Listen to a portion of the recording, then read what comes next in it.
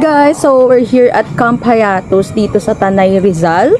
And almost 3 to 4 hours yung namin travel time. So, ayan, dito kasi sa area na to, sobrang daming camping site. So, mamimili na lang kayo.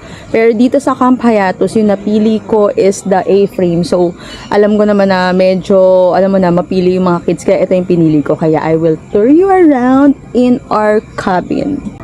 So, yun na nga, mag-i-ATV sana kami today, kaya lang hanggang 4 PM kasi yung cut-off, so na-late kami, kaya tomorrow na lang kami mag-i-ATV and magpo 4x4 kami to going to a rock formation, whatever, kasi hindi daw available yung falls, kaya tomorrow na lang mga 7 AM. So, ayan, ang dami ditong mga nakakamp, So, ayan nga, ang daming nagka-camping dito. Tapos may pool yung sa amin. Yung nakuha namin is may pool. Tapos ito yung A-frame. Tapos ayan yung mga nagka-camping. Medyo umuulan lang talaga, guys. So, ayan. Ang cute kasi may privacy talaga yung nakuha namin. So, ngayon, let's go to our A-frame house. Ayan, solar kasi yung nila dito. Kaya, ayan. Sorry, madilim kasi nagtitipid sa electricity kasi save electricity. So, this is our room. Ayan, A-frame. So, syempre, alam mo na mga kids ko kasi hindi pwede nang talagang camp ng mga tent. So, ayan. So, you can see, may electric ka naman. Ang cute ng bed. So, kasya-kasya kami dito.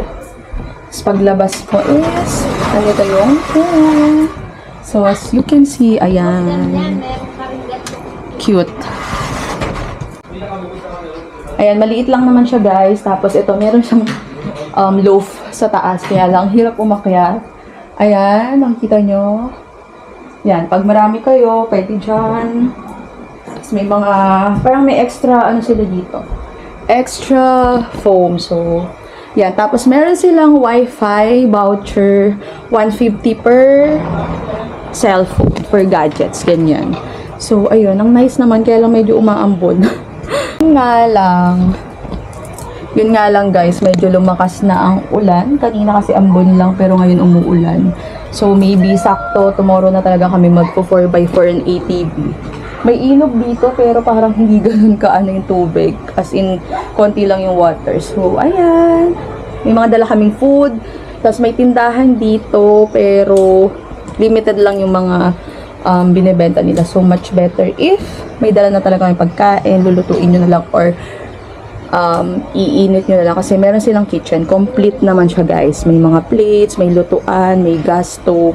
So dito sa A-cabin ha. Pero pag yung mga camping tent, yung mga CR nila is shared CR. So ayun, medyo umuulan lang talaga, guys.